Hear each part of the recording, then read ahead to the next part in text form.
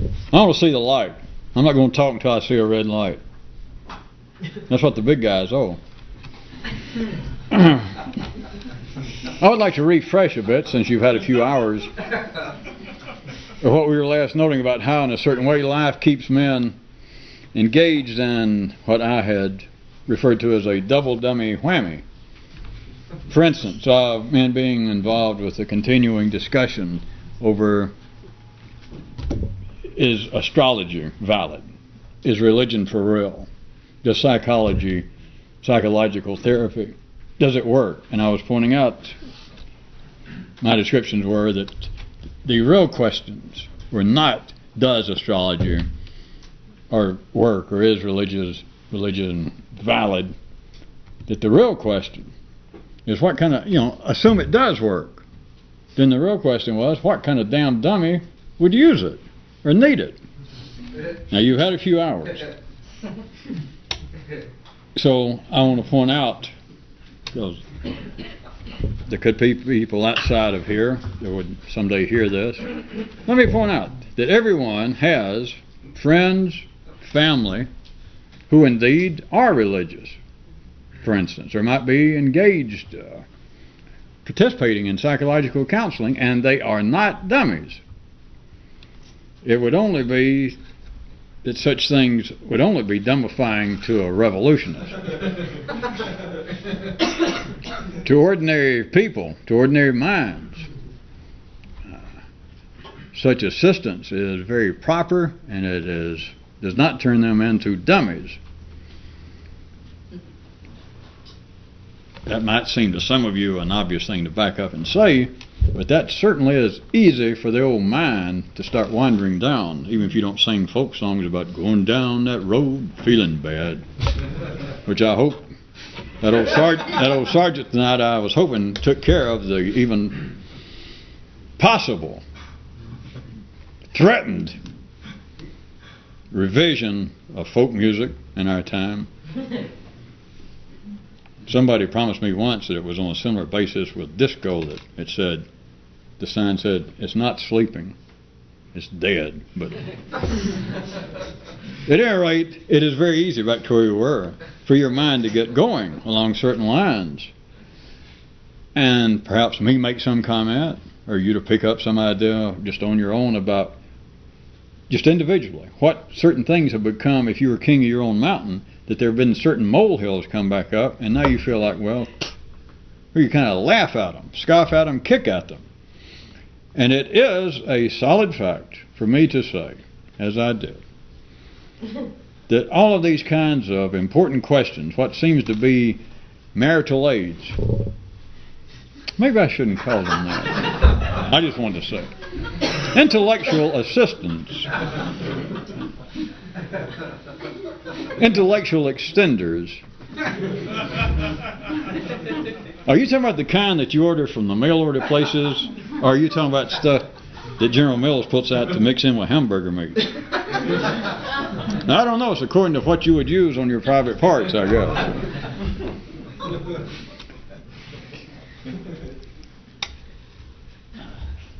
That it would be very easy for you to have your own view, wherever you got it temporarily, that such things as religion, as all kinds of New Age stuff, astrology, analysis, handwriting analysis, but even psychology, sociology, all the social sciences, is to be able to take a very condescending view and say, well, Jesus, I can't believe that I spent so many years thinking that there was some importance there, and I was trying to wring out the real juice, or trying to get in and find the secret core. And now I realize that if there is a core to it, it's paper mache, that it's useless. And so then it is easy, even I was sort of tried to lead you on that intellectual path a few nights ago, that I can say, well, that's not the question. I assume that some of you got the point then. From a revolutionist view, it's not a question of, does astrology work? I'll do it again. Hell, assume it does work. Assume there is no question. Then the question is, to a revolutionist, so fucking what? Who in the hell needs... Now, I don't care if they're on sale and it's not $10 for your horoscope this week. What if they're giving them away? All you got to do is write for it or call in for somebody else. perhaps even though with a suit and tie and a beard, or a woman with nice blue hair. But for another person to tell you, I see you as being this kind of guy, and you say, wait a minute, let me get a pen. And you think about, I need this. And it is a short step for those of you with long feet to go from that to areas that would seem to be more collective and socially acceptable, such as religion, because it's the same basis, but here it's somebody that you can't get your hands on unless you're going to strangle a priest or kick a rabbi and hope that God gets a message. But it's, having these holy books and ministers and priests saying, well, here is what God says about man. And you think, well, hold it, let me get a pen, That seems to be different. A revolutionist, it is no difference. It is the fact that someone is going to tell you where you are. Somebody's going to tell you what kind of guy you are. And you think, hold it, I got to get a pen. This is important stuff. And you think about a certain way, and you think important stuff. I've got something like leftover cement for brains. It's important stuff that I need somebody. A famous astrologer. You don't like that? A famous psychiatrist. God. Of course, you don't. At any rate. And so it's very easy to take on that position and let it continue to go and keep hanging around the campfire singing those folk songs about everybody's dummies. They're not dummies. Because without any doubt, you got relatives, you got mothers, fathers, sisters, brothers, you got good friends that by all other definitions that you think highly of, just your best friends or your family, how much closer can you get, who are religious. And they are not dummies. Or that they are involved with psychological counseling of some kind. They are not dummies. That is proper, that is necessary aid, that is assistance, that is the kind of maps that is absolutely required, and there is nothing whatsoever questionable about it. It's only dumbifying to a revolutionist, but to nobody else. It leads me to want to point out something else. We've already sort of covered this. You've kind of dragged me over there. Again, it's like life produces everybody, makes everybody with champagne taste, and then lays out nothing but beer on the buffet. Now, I've been using that kind of picturization, as you know, for a little while about trying to think where you are, trying to think in a different way, complaining about being in line, complaining about I don't know enough about me, and you keep looking. Ordinary nervous systems. And they look and they see such things as have your horoscope, have your handwriting analyzed, come see us, find out what the Holy Word says. But there is actually a better picture than people calling for the champagne, calling for the wine list, and then being satisfied with drinking near beer or grape soda.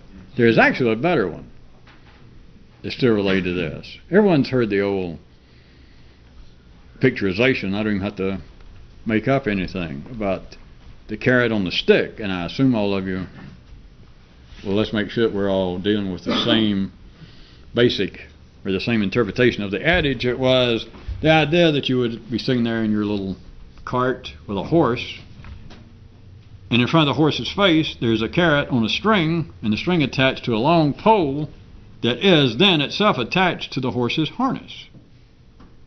And so the carrot is right there. The idea being, of course, that the horse will stay driven and motivated trying to catch the carrot. And the beauty, the efficiency of it is that no matter in what direction the horse goes, this unreachable goal always stays in its proper, unobtainable relative position. It's better and it's dirtier. It's more complex, it is more direct, which will eventually eat up the complex. Because it's not just,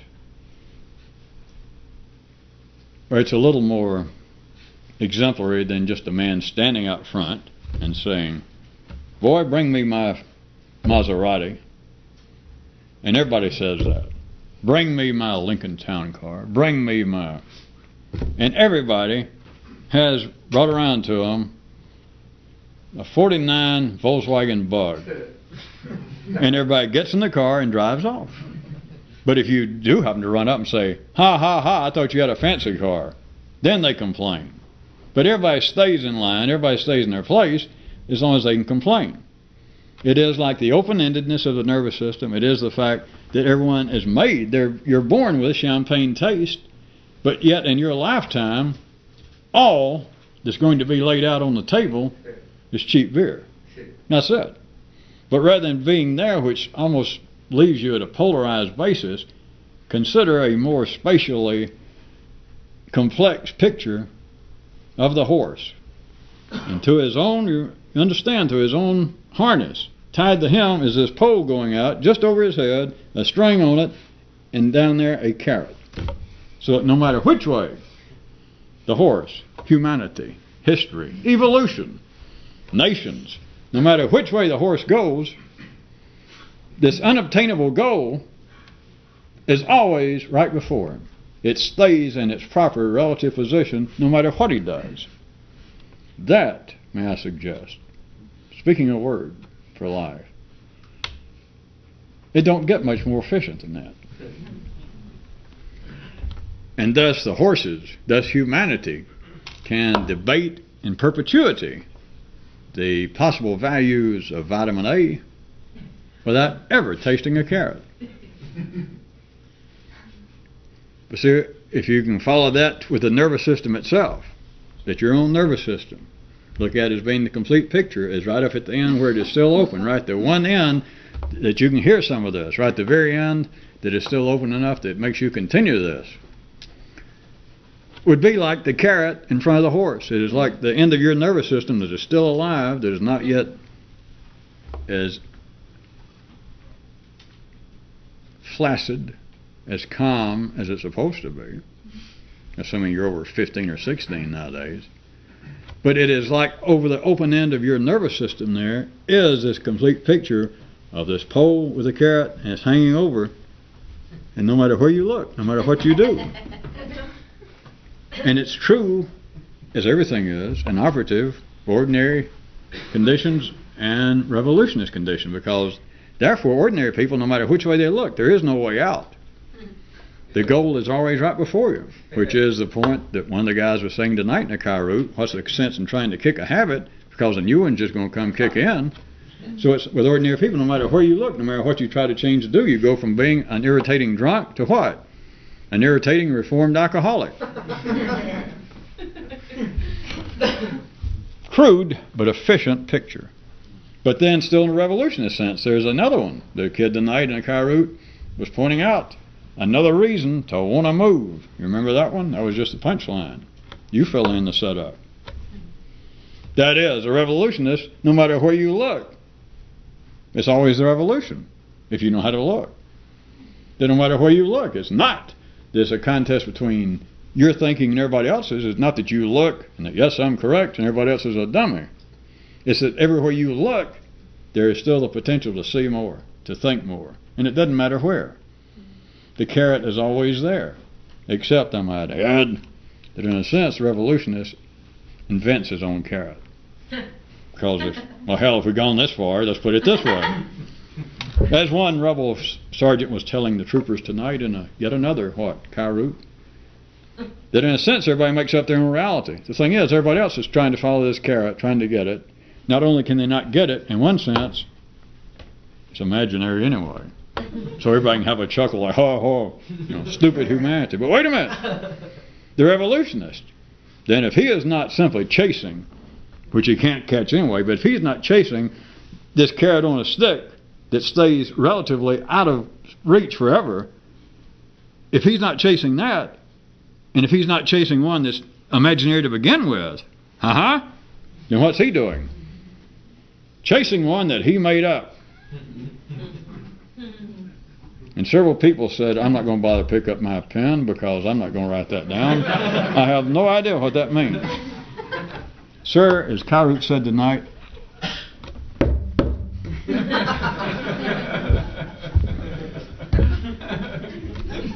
And in return, the guy on the side of his clipboard with his pencil to me went,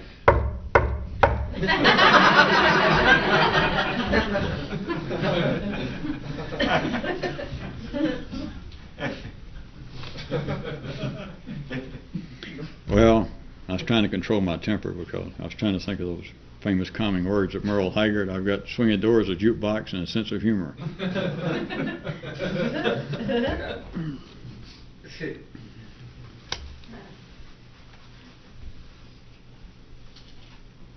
The idea, the picture of the carrot and the horse. One more thing before I turn that one loose. It is, may I suggest to you, it's not allegorical, not parabolical, not metaphorical, not symbolic. It is the nature of energy again, but it is the unspoken basis of such ideas as this, quote, that you can't get there from here. That has been the attempted punchline of a handful of jokes and little shaggy dog stories throughout the years. Well, you can't get there from here. You know, many people, if they're pseudo-hip, sophisticated, it'll make their nervous system go, But think about it. If it is a matter that there is, for all sane people, even ordinary people, there is an unobtainable goal, which is part of the purpose of religion, psychology, that we're working on it. But you can't actually get to it. That is the basis. That is the absolute reflection of the health of humanity. It is the health of any individual as opposed to being a dummy. People who are religious in a way, for instance, that's not doing them any primary damage. They're not giving away all their money to a church and starving to death. If it is just what it should be, then they are certainly not dummies, but plus it is in a sense that kind of Ibsen's wild duck. It is kind of their raison d'etre of being alive.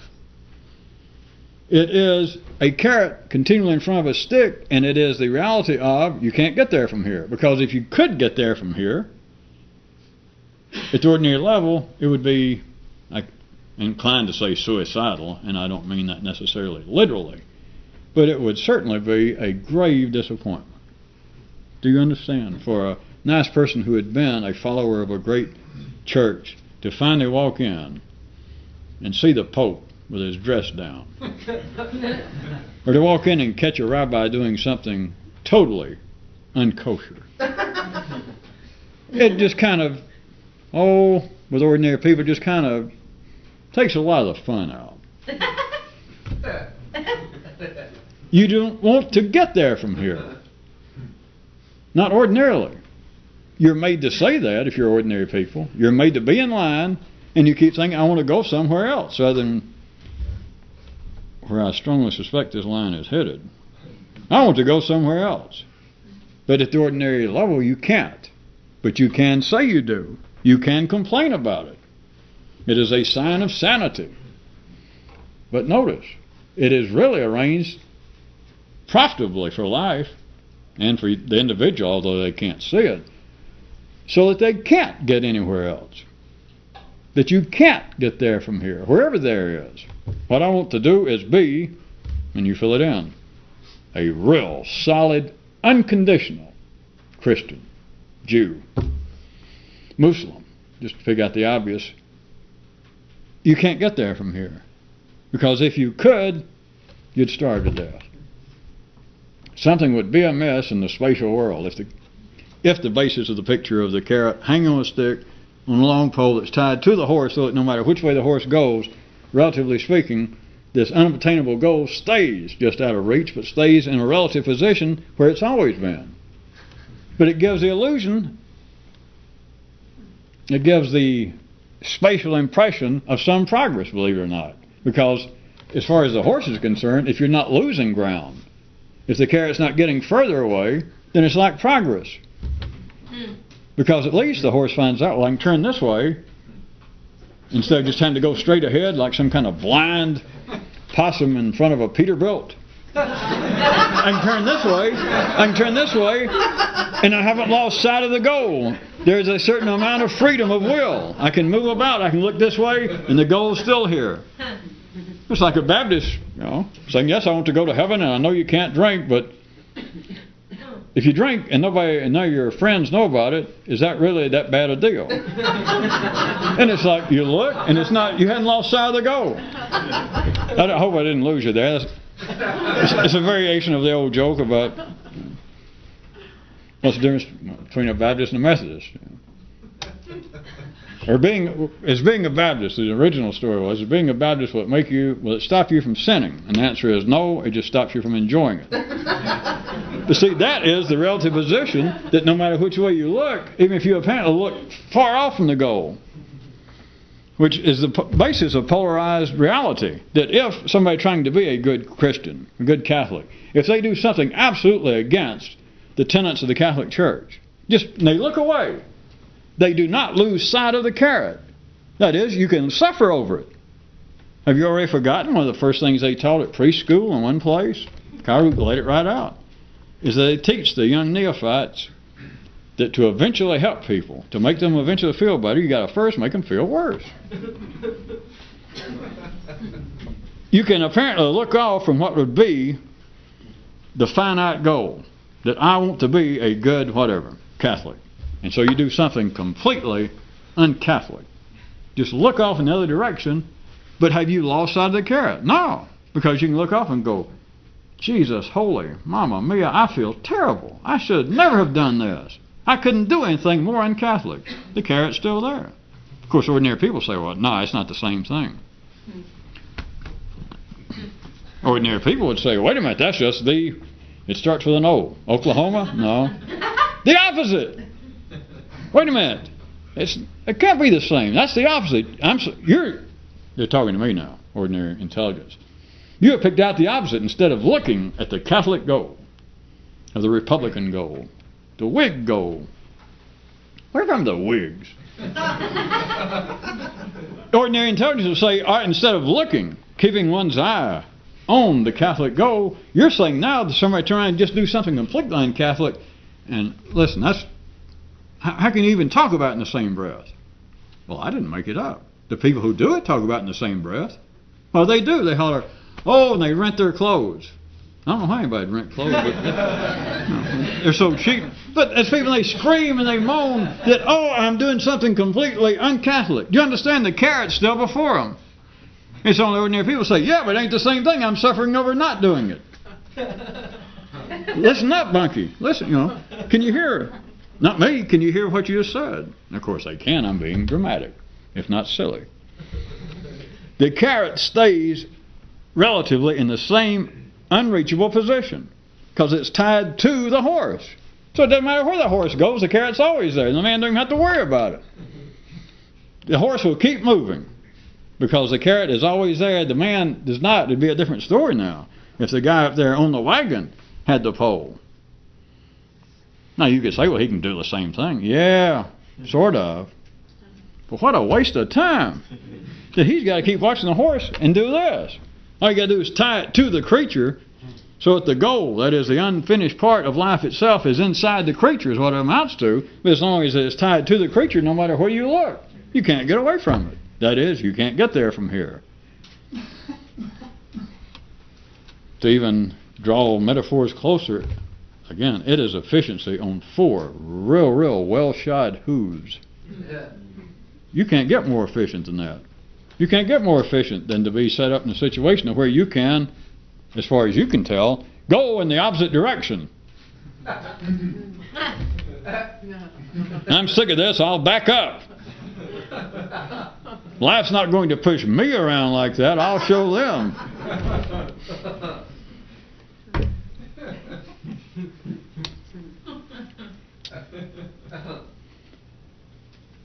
Well, I was going to change paths a little bit. You want me to do what I did last time when we were 5 minutes short? I started asking what happens when we're 5 minutes short. I like that. It's a variation of previews of coming attractions. Let's all just repeat our favorite Kyroots for the night. I like it being fairly well established now that someone sat on Eric Satie. We might as well leave on something absolutely of no significance, right?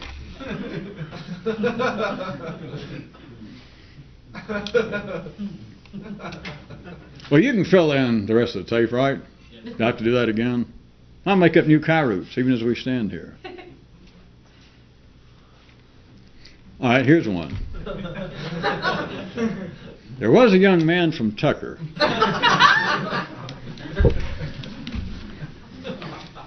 You fill it in. Well, I had a certain religious idea to follow it up, but I think you can probably piece it together. Or maybe I should have said, there was a young priest from Tucker.